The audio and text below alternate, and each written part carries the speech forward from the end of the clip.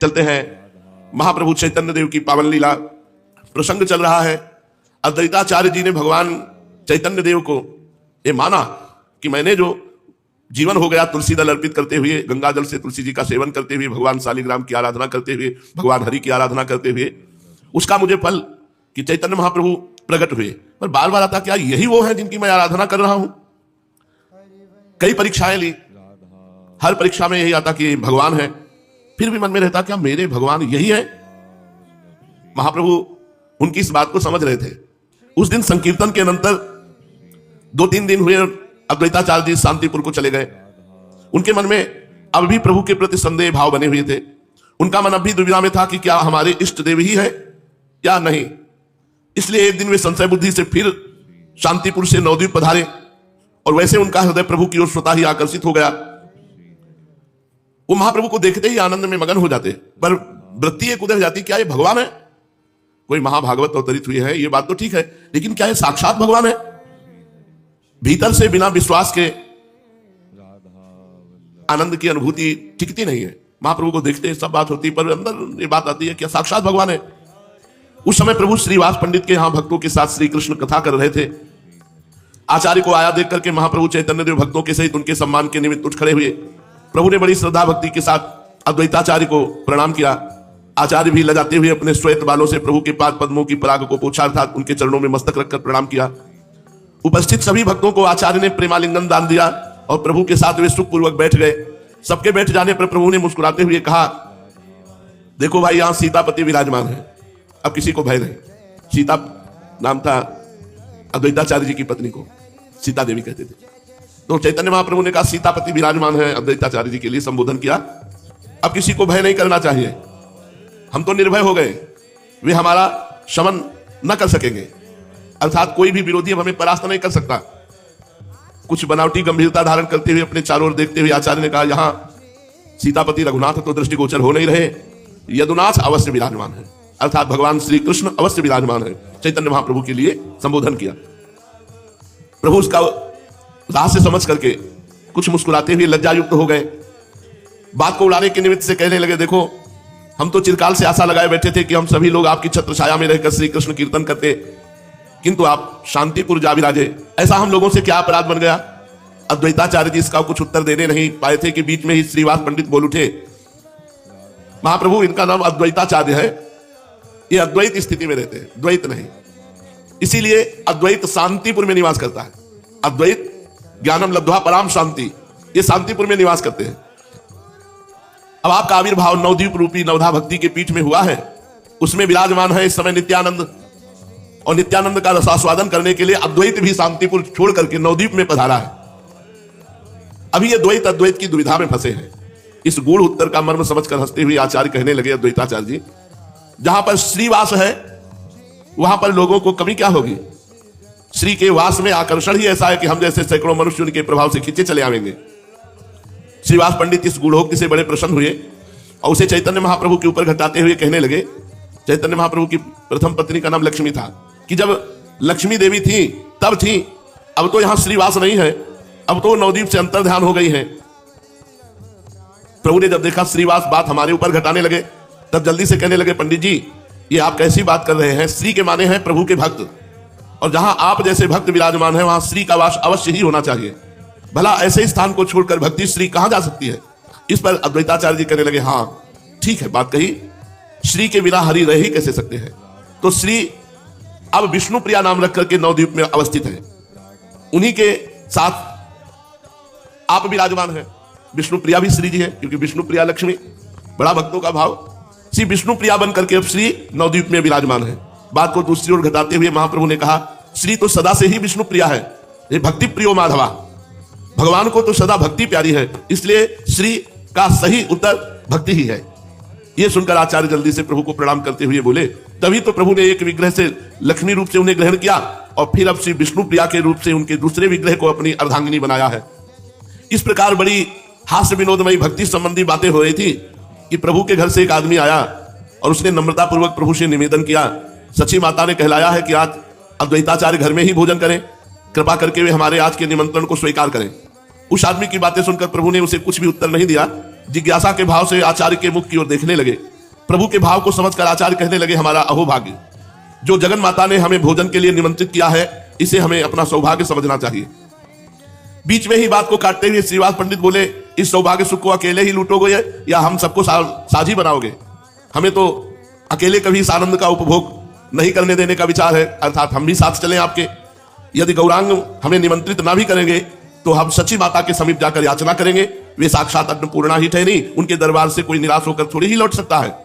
आचार्य महाशय, तुम्हारी अकेले ही दाल नहीं गलने की, हमें भी साथ ले चलना पड़ेगा। आचार्य अद्वैत और महाप्रभु वैसे तो दोनों ही सिलहट निवासी ब्राह्मण थे, किंतु दोनों का परस्पर में खान पान एक नहीं था। इस बात को जानने के निमित्त कुछ संकोच के साथ प्रभु ने कहा, भोजन की क्या बात है, सर्वस्व आपका ही है, किंतु आचार्य को तो 2 आदमियों के लिए भोजन बनाने में कष्ट होगा। इस पर आचार्य बीच में बोल उठे, मुझे क्यों कष्ट होने का? कष्ट होगा तो सच्ची माता को होगा, सो वे तो जगन माता ठहरी, वे कष्ट को कष्ट मानती ही नहीं। यदि वे बनाने में असमर्थ होंगी तो फिर हमको बनाना ही होगा। इस उत्तर से प्रभु समझ गए कि आचार्य को अब हमारे घर का भोजन पाने में किसी प्रकार की आपत्ति नहीं। असल में प्रेम में किसी प्रकार का निश्चित नियम है ही नहीं। ये नहीं कह सकते कि सभी प्रेमी सामाजिक नियमों को भंग कर दे या सभी प्रेमी अन्य लोगों की भांति सामाजिक नियमों का पालन ही करें। इनके लिए कोई निश्चित नियम नहीं। भगवान राम जैसे सर्वश्रेष्ठ प्रेमी ने सीता जी की परीक्षा की, अग्नि परीक्षा दी, और फिर अंत में सीता जी को वनवास दिया। इसके लिए कोई कह नहीं सकता कि इसका क्या कारण। लक्ष्मण का परित्याग जैसे असह्य और वेदनापूर्ण कार्यों को इसलिए किया जिससे लोक संग्रह का धर्म अक्षुण्ण बना रहे। इसके विपरीत भगवान श्री कृष्ण ने प्रेम के पीछे सामाजिक नियमों की कोई परवाह नहीं की। अभी देखा जाता है बहुत से अत्यंत प्रेमी सामाजिक और धार्मिक नियमों में दृढ़ रहकर बर्ताव करते हैं और बहुत से इन सब की उपेक्षा भी करते देखे गए हैं। इसीलिए प्रेम पंथ के लिए कोई निश्चित नियम निर्धारित नहीं किया जा सकता।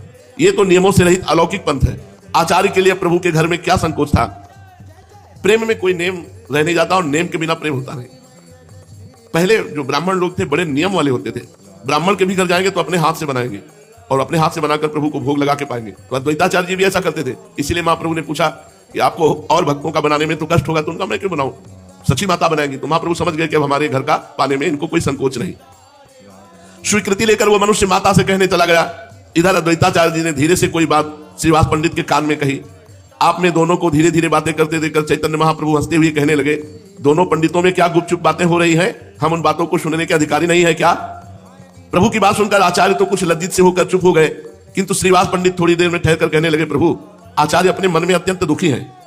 वे कहते हैं, प्रभु ने नित्यानंद जी के ऊपर तो कृपा करके उनको अपना असली रूप दिखा दिया, किंतु न जाने क्यों हमारे ऊपर कृपा नहीं करते। हमें पहले आश्वासन भी दिलाया था कि तुम्हें अपना रूप दिखावेंगे, किंतु अभी तक हमारे ऊपर कृपा नहीं हुई। कुछ विस्मय सा प्रकट करते हुए चैतन्य महाप्रभु ने कहा, मैं समझा नहीं, असली रूप कहने से आचार्य का क्या अभिप्राय है? मेरा असली रूप तो यही है जिसे आप सब लोग देख रहे हैं, वो अब भी देख रहे हैं। अपनी बात का प्रभु को भिन्न रीत से अर्थ लगाते हुए देखकर श्रीवास पंडित ने कहा, हाँ प्रभु, ये ठीक है, आपका असली रूप तो यही है। हम सब भी इसी गौर रूप की श्रद्धा भक्ति के साथ वंदना करते हैं, किंतु आपने आचार्य को अन्य रूप के दर्शनों का आश्वासन दिलाया था, वे उसी आश्वासन का स्मरण मात्र करा रहे हैं। श्रीवास के ऐसे उत्तर से संतुष्ट होकर महाप्रभु कहने लगे, पंडित जी, आप तो सब कुछ जानते हैं, मनुष्य की प्रकृति सदा एक सी नहीं रहती। वो कभी कुछ सोचता है, कभी कुछ। जब मेरी उन्माद की अवस्था होती है तब उसमें न जाने में क्या क्या बक जाता हूं, उसका स्मरण मुझे स्वयं ही नहीं रहता। मैंने अपनी उन्माद अवस्था में आचार्य से कुछ कह दिया होगा, उसका स्मरण मुझे बिल्कुल नहीं है। यह सुनकर कुछ दीनता के भाव से श्रीवास पंडित ने कहा, प्रभु, आप हमारी हर समय क्यों वंचना किया करते हैं? लोगों को जब उन्माद होता है तब उनसे अन्य लोगों को बड़ा भय होता है, लोग उनके समीप जाने तक में डरते हैं, किंतु आपका उन्माद तो लोगों के हृदयों में अमृत सिंचन सा करता है। भक्तों को उससे बढ़कर कोई दूसरा आनंद ही प्रतीत नहीं होता। क्या आपको उन्माद सचमुच में उन्माद? यदि ऐसा हो तो फिर भक्तों को इतना अपूर्व आनंद क्यों होता है? आप में सर्व सामर्थ्य है, आप जिस समय जैसा चाहे रूप दिखा सकते हैं। महाप्रभु ने कहा, पंडित जी, सचमुच आप विश्वास कीजिए, किसी को कोई रूप दिखाना मेरे बिल्कुल अधीन नहीं है। किस समय कैसा रूप बन जाता है इसका मुझे स्वयं पता नहीं चलता।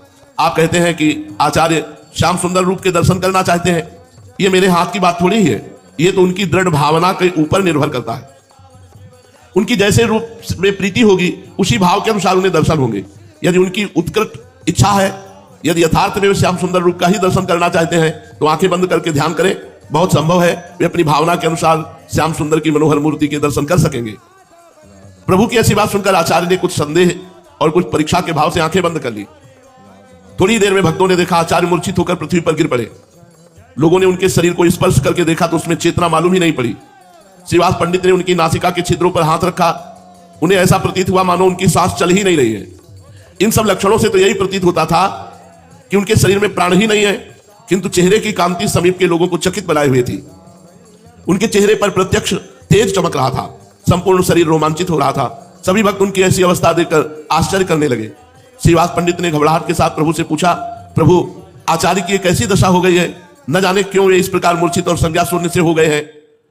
चैतन्य महाप्रभु ने कहा, आप लोगों को किसी प्रकार का भी भय नहीं करना चाहिए। मालूम होता है आचार्य को हृदय में अपने इष्ट देव के दर्शन हो गए हैं, उसी के प्रेम में ये मूर्छित हो गए हैं। मुझे तो ऐसा ही अनुमान होता है। गदगद कंठ से श्रीवास पंडित ने कहा, प्रभु अनुमान और प्रत्यक्ष दोनों ही आपके अधीन है। आचार्य सौभाग्यशाली हैं जो इच्छा करते ही उन्हें आपके श्याम सुंदर रूप के दर्शन हो गए। हतभाग्य तो हम ही हैं जो हमें इस प्रकार का कभी भी सौभाग्य प्राप्त नहीं हुआ। अब तो अपना अपना भाग्य ही तो है, ना हो हमें किसी और रूप का दर्शन। हमारे लिए तो गौरांग रूप ही यथेष्ट है। अब ऐसा अनुग्रह कीजिए जिससे आचार्य को होश आ जाए। श्रीवास जी की बात सुनकर महाप्रभु ने कहा, आप भी कैसी बात कहते हैं, मैं उन्हें कैसे चेतना कर सकता हूं, वे स्वयं ही चैतन्य होंगे। देखो देखो आचार्य अब कुछ कुछ आंखें खोलने लगे हैं। प्रभु का इतना कहना था कि आचार्य की मूर्छा धीरे धीरे भंग होने लगी। जब वे स्वस्थ हुए तो श्रीवास पंडित ने पूछा, आचार्य क्या देखा? श्रीवास के पूछने पर गदगद कंठ से आचार्य कहने लगे, ओहो अद्भुत रूप के दर्शन हुए। वे ही श्याम सुंदर बनवारी, पीत पटधारी, मुरली मनोहर मेरे सामने प्रत्यक्ष प्रकट हुए। मैंने प्रत्यक्ष देखा, स्वयं गौरांग ने ही ऐसा रूप धारण किया, मेरे हृदय में प्रवेश किया और अपनी मंद मंद मुस्कान से मुझे बेसुध सा बना दिया। मेरा मन अपने अधीन नहीं रहा। मैं श्याम सुंदर की उस रूप माधुरी को पान करने में ऐसा तल्लीन हुआ कि अपने आप को ही खो बैठा। थोड़ी देर के पश्चात वो मूर्ति गौरांग रूप धारण करके मेरे सामने आ बैठी। तभी मुझे चेतना हुई। ये कहते कहते आचार्य प्रेम के कारण गदगद कंठ से रुदन करने लगे। उनकी आंखों की कोरों में से ठंडे आंसुओं की दो धारा सी बह रही थी। प्रभु हंसते हुए कुछ बनावटी उपेक्षा के साथ का मालूम पड़ता है आचार्य ने गत रात्रि में जागरण किया है, इसलिए आंखें बंद करते ही नींद आ गई और उसी नींद में इन्होंने स्वप्न में देखा है, उसी स्वप्न की बातें ये कह रहे हैं। महाप्रभु की ऐसी बात सुनकर आचार्य अधीर होकर प्रभु के चरणों में गिर पड़े और गदगद कंठ से कहने लगे, प्रभु मेरी अब अधिक वंचना ना कीजिए। अब तो आपके इसी चरणों में विश्वास उत्पन्न हो जाए, ऐसा ही आशीर्वाद दीजिए। प्रभु ने वृद्ध आचार्य को उठाकर गले से लगाया और प्रेम के साथ कहने लगे, आप परम भागवत हैं, आपकी निष्ठा बहुत ऊंची है। आपके निरंतर ध्यान का ही प्रत्यक्ष फल है कि नेत्र बंद करते ही आपको भगवान के दर्शन होने लगे हैं। चलिए अब बहुत देर हो गई, माता भोजन बनाकर हम लोगों की प्रतीक्षा कर रही होगी। आज हम सब साथ ही साथ भोजन करेंगे। प्रभु की आज्ञा पाकर श्रीवास के सहित आचार्य अद्वैत महाप्रभु के घर चलने को तैयार हो गए। घर पहुंचकर प्रभु ने देखा माता सब सामान बनाकर चौके में बैठी सब लोगों के आने की प्रतीक्षा कर रही है। प्रभु ने जल्दी से हाथ पैर धोकर आचार्य और श्रीवास पंडित के स्वयं पैर धुलाए और उन्हें बैठने को सुंदर आसन दिया। दोनों के बहुत आग्रह करने पर प्रभु भी आचार्य और श्रीवास को बैठालकर बीच में भोजन के लिए बैठ गए। सची माता ने बड़े प्रेम से जो सुंदर सुंदर व्यंजन बनाए थे परोसे, वो सब पहले भगवान को भोग लगाया गया, फिर तुलसी मंजरी पड़ी हुई उन व्यंजनों को सब भक्तों को परोसा गया और चैतन्य महाप्रभु बार बार सब भक्तों को आग्रह करके परोसते। आचार्य अद्वैत को अधिक परोसा गया। प्रेम के वशीभूत होकर सब भक्त पा रहे हैं। कितना सौभाग्य जिस घर में भगवान का भोग लगा हो और 10-5 भक्त बैठ करके पा रहे हो, उनको बड़े प्रेम से पवाया जा रहा हो। भगवान इसी से प्रसन्न होते हैं। इस प्रकार उस दिन की लीला में बड़ा आनंद हुआ। बार बार सामग्री खत्म होने को होती, फिर प्रेम से परोस देते, फिर वो कहते अरे नहीं बस हो गया, फिर पाते, फिर और परोस देते। उस भोजन में जो सुख मिला वो कहीं अन्य नहीं, क्योंकि प्रेम।